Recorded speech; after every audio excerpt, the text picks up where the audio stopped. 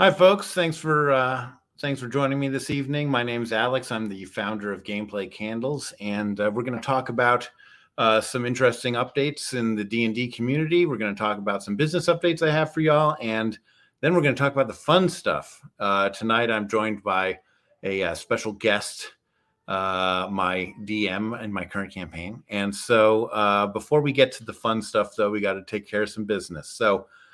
Without further ado, I'm going to share my screen here, and we're going to determine the sale for this evening, the sale percentage.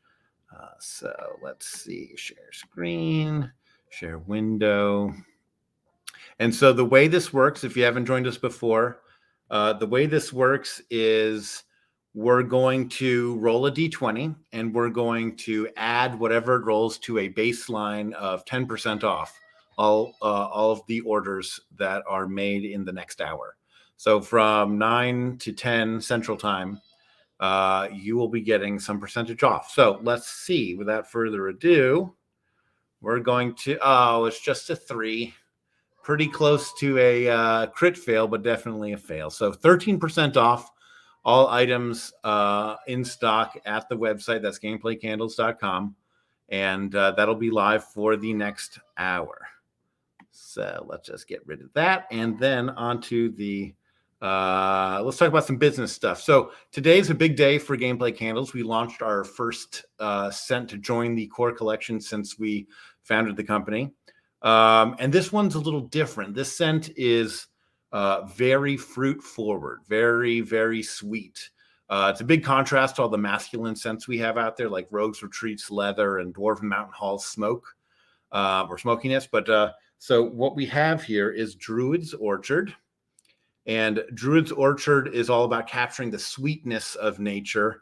As my mom used to say when I was a kid, fruit is nature's candy. Well, this fruit from Druid's Orchard is nature's candy with a little something extra. We got nectarines and orange citrus notes on top of this. It's all balanced nicely with melon and cantaloupe to bring like a cut the edge, I guess, off that citrus. And then anchoring everything is some cinnamon spice, a hint of vanilla, and tonka bean that sort of carries through on the base notes. Also to consider, we're still looking for scent testers. We got a handful of folks last stream who signed up, but if you're interested in being a scent tester, let us know in the comments, and we'll reach out to you and determine if we can send you some different test samples just for free. So on to the community updates. D&D has had this tumultuous roller coaster of emotions, if you will, recently with Wizards of the Coast and their parent company Hasbro making a cash grab, essentially, by modifying the Open Gaming License, or OGL. And since our last stream, Wizards of the Coast has effectively just backed off completely. There was universal, extreme negative reaction to the changes that were leaked from Wizards of the Coast to this Open Gaming License. And finally, after a week plus of doing damage control, they saw the writing on the wall. So they've announced, as Wizards of the Coast and Hasbro announced, that they'll be completely reverting back to the Open Gaming License as it stood. And they've even taken the most recent set of D&D 5th edition rules and put it under a Creative Commons license. Now, that's a little different than just an Open Gaming License, and I'm not a lawyer here, but it's different in that it's a one-way street. We no longer have to take Wizards of the Coast at their word. We can presume now that the Creative Commons license is going to protect the 5th edition rules into the future and keep it open and free for everyone. And like I said, I'm not a lawyer. This is not legal advice. You can't base any decision-making on what you see or hear here. My co-founder and partner is a lawyer and would be very disappointed with me if I let that go without some sort of qualifier.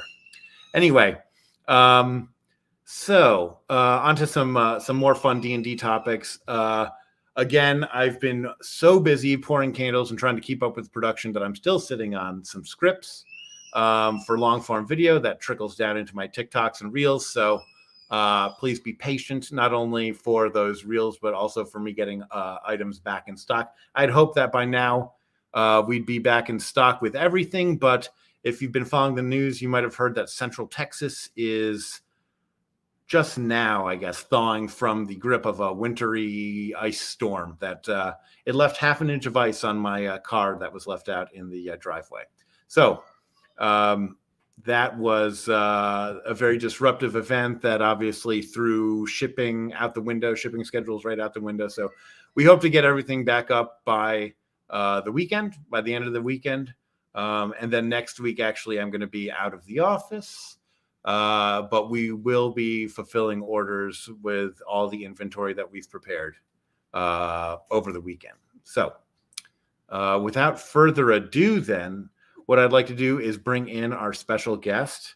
Help me welcome Steve. Steve is, like I mentioned, the DM for my campaign and a good friend and coworker from my IRL job that I had before starting this candle company. So, Steve, thanks for joining us. Glad to be here. And just so you know, I rolled a d20 in real life and got 15. 15. So, well, maybe we should have a real life d20 be rolled at the beginning of each one of these instead. Yeah, next time I'll roll a 1. So that means nothing. Yeah. You the bait and switch right there. But Steve, can you tell us a little bit about yourself and how you got into D&D? Sure. I'm very new to D&D. I started playing probably, it's not even been a year yet. Mm-hmm. And I discovered D&D, probably like most people do. You kind of knew about it growing up, but it was just like, nerds. I don't know what that's for. And then, of course, just through culture, seeing it more and more. And then I think really Stranger Things, of all things, kind of, I was like, well, maybe it's not so bad. And then as luck would have it, set close to each other.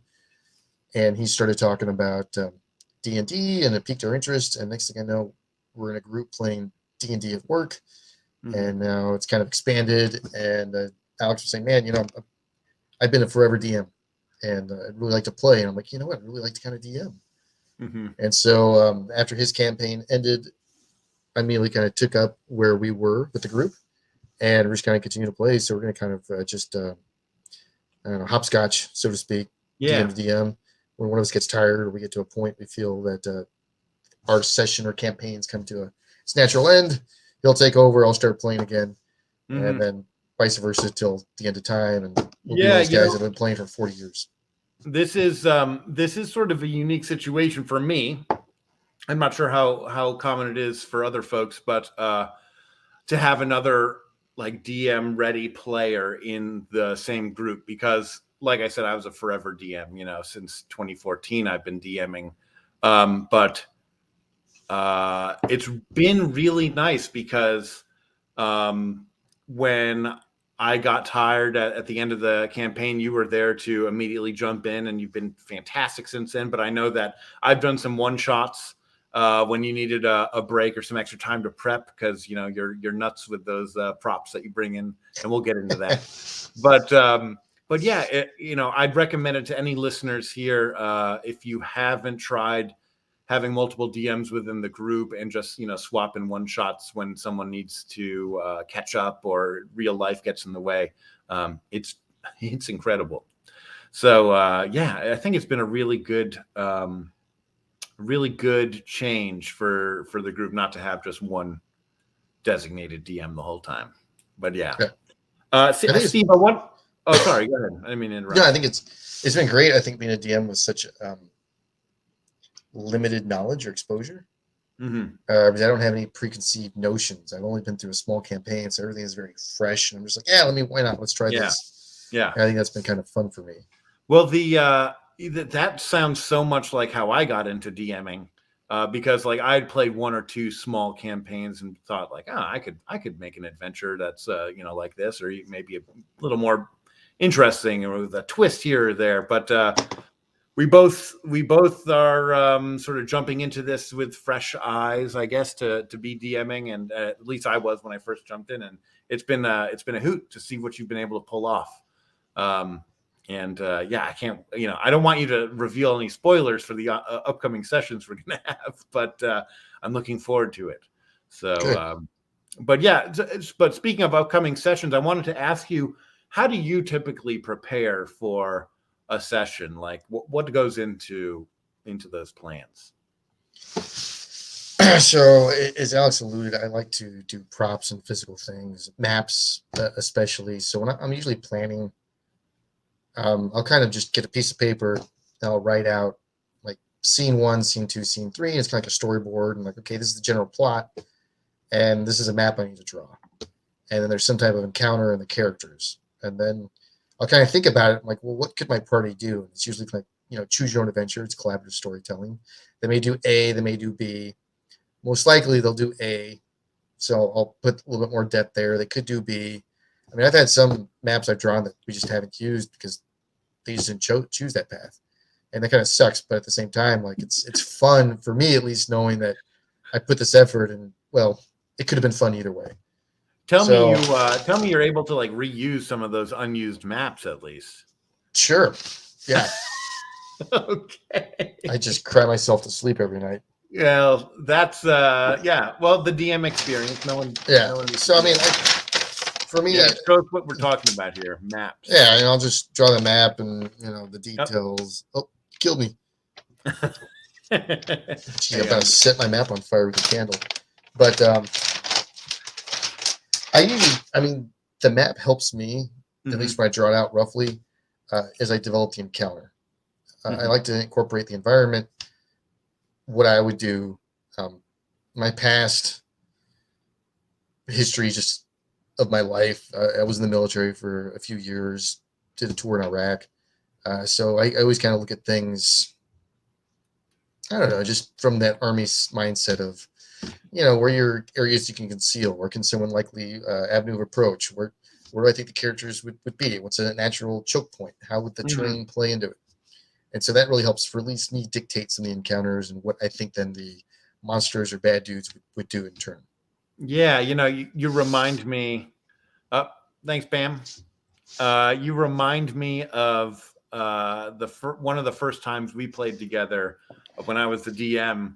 You described that I'm gonna go west into the forest off the road and do a cloverleaf search pattern. Like I should just know what that is. So yeah, that tactical approach is definitely shown in your work. And yeah, I didn't realize until you just said it, but definitely in the layout of your dungeons and the maps and whatnot, it lends itself to a lot of tactical play, which is something I should be incorporating into my future maps too. You're raising the bar. I try to have like blind spots and areas where if you don't clear, there could be another bad guy lurking. Yeah, danger, Will Robinson. Well, so that's fantastic with the maps and the tactical nature there. How about storylines? Do you start a campaign with like an overarching storyline, or do you just piece it together like a train? Alex, let me tell all your fans here. I did have an overarching storyline, and in the first session, they murdered one of my main NPCs that was supposed to be critical to the plot. And I had to adapt pretty quick and on the fly, and so it changed my whole campaign. Thankfully, I'll tell you this, I don't draw the maps too far out. It's usually like a week before I'll do the work. So it wasn't like I had this whole storyboarded map and just like wanted to jump off a cliff. So I had to adapt pretty quick. And so the story I've been doing right now, a lot of I have kind of a general idea. After that first, second session, I had to make some adjustments. Just drawing inspiration from just stories, movies I've seen, just, flattery is the highest form of compliment there. So imitation is the highest form of flattery. Screw that up. So, and then I guess I'd say probably like 70% I have in my head, and then as we go, the players just will do things I did not expect at all, or take a different route, and that opens up all these different things. And then after every session we get done, as I'm driving home, I start thinking in my head as I'm driving about next session. And it's like, okay, what did they do? what are the consequences of what they did, and how could that play into the story? Consequences, consequences, consequences. And it's amazing. Just the player.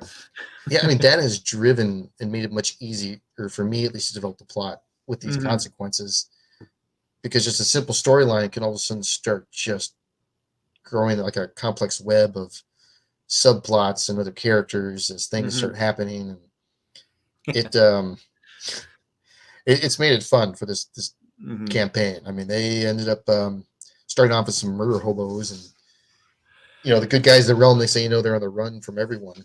Yep. Yeah, we're making no friends basically. You have someone standing menacingly over a person we shared a drink with the night before in the tavern, and then Arturo Ironheart is going to attack. So, I won't apologize for my character's murder hobo actions, but it's definitely, I can see that being a stressor on the old plans. So well, you could tell Alex had not played much in a bit of DM. Yeah. Because he immediately saw, bad guy, and would start attacking. Not what do they look like? What are they wearing? Yeah. I think I did ask what they look like right after we slayed them all, and you said they're wearing police outfits, and one of them is royalty. It's like, oh, okay, well, this has got tough. Okay, yeah. Oh, they weren't bandits.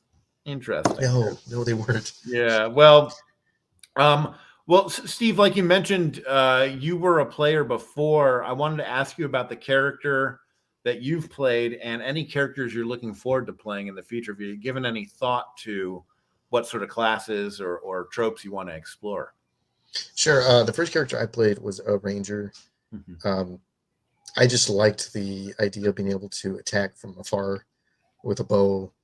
I kind of specialize in that. I'm sure my army mindset kind of like gravitated towards that. So that's been kind of cool. But as I'm playing more, I don't know, I've kind of thought about maybe just going pure fighter, and it seems like a melee brawler. Yeah, I mean, even the fighter class now has like some pretty cool archery components to it that I was shocked when I started learning more. But that said, like even like a rogue, I think might be kind of fun to try next. Well, rogues with sneaky archery capabilities are, a powerful tool in the party's quiver. Yeah, and then you start becoming like John Wick and able to sneak up on people and take care of who you need to. I regret that I've never gotten into super ranged combat, but the artificer I'm playing, has his armor that has two different forms. Those lightning gauntlets are pretty potent stuff when you need to unleash 2 attacks per round, so I enjoy those mightily. But Steve, we mentioned some of the props that you've come up with. You showed us some map. What about you got anything else you got to show off for us, and give me a target to strive for? Yeah, so every time they find a body, there's always some type of let's search it, see what we find. And so I always like to have some clue of what my plot's going on. Because mine's very much an intrigue, a coup trying to take place in the kingdom. So I'll just do kind of like letters that I'll hand draw. No less. Yes, which these stamps actually have meaning. Everything I do, I try to have at least some meaning to it. I even went so far as like to make a contract these guys had, which came to bite one of the characters in the butt because consequences. Yeah, we mentioned. I spoke about this briefly in the last session, but we did the jailbreak. Can you show us what caused the character to be in jail in the first place? Yeah, so he was basically casing the joint, so to speak, and put some magical item in the bank. And of course, there's a standard contract you have to sign. And the player's like, okay, I'll sign it. And it was like, all right, make sure you leave a blood, mark because it's a blood contract. And the player was like, all right, no problem. And then moved on. Didn't ask any questions about like, why blood? What's this mean? What type of magic? So the next session, when they were trying to escape, I showed him the contract. And I said, hey, why don't you read this really quickly? And I said, special attention to Which one was it? I think 5, because he came back to try to collect the insurance. Right. We couldn't let it, let it be. So it said, bound by this contract, any false witness shall be subject to arrest, trial, and execution to include officers of the bank and or the client or associates involved in treachery. And so that one right there got him. And then I had there like blood magic, which is tough to see, but I even had it in UV where it's shown glowing brightly. Yeah, that's great. Now we got a comment here from Christopher who's talking about his brother once had a dwarf character shooting fireballs out of his feet twice a day with a helmet of headbutting. That's pretty nuts. I mean, talk about a potent combo right there. And let's see, shoot across the map and check out the main dude in this town we were in. That's man, talk about skipping steps and needing a big map to needing a big map for a character to shoot across. That's crazy. Yeah, one thing people not realize is like our group is probably half new, like, or more so, probably maybe 60, maybe 2/3 or it's the first time that they played. And I think we haven't really started exploring some of the crazy crazy options you've had that I've read more about. Just, I mean, your Artificer, I'm like, oh, it's Iron Man. Inspired. That's what I'm aiming for is an Iron Man. But talking about crazy stuff, there's the peasant railgun that you and I have discussed. That's probably the craziest thing, that putting a ring of enlargement at the end of a slingshot or something like that. A bunch of models. So Chris is elaborating here. It looks like he used a bunch of models on a pool table. Dang. Okay. I wonder. Nice. So, Chris, if you're able, do you remember how far the dwarf could go per fireball shot? Because I mean, you could bring physics into it and ruin the fun, but if a fireball explodes into a 30-foot radius or 30-foot radius in one turn, 1 6-second turn, you could get a velocity out of that. But that's not fun. I'd make it an even 60 feet. Just, if I were to come up with something. Oh, 20 years ago. Okay, well, sounds like you need to play some more crazy D&D. All right, very cool. Well, Steve, was there any other props or anything? Any other bits of wisdom you want to impart on us in your DM style? Just have fun. I mean, for me, the most part is the fun is being creative and how I can surprise my players each session. And it's got me in all sorts of other hobbies, from drawing. I'm on YouTube videos more than I probably care to be or should be.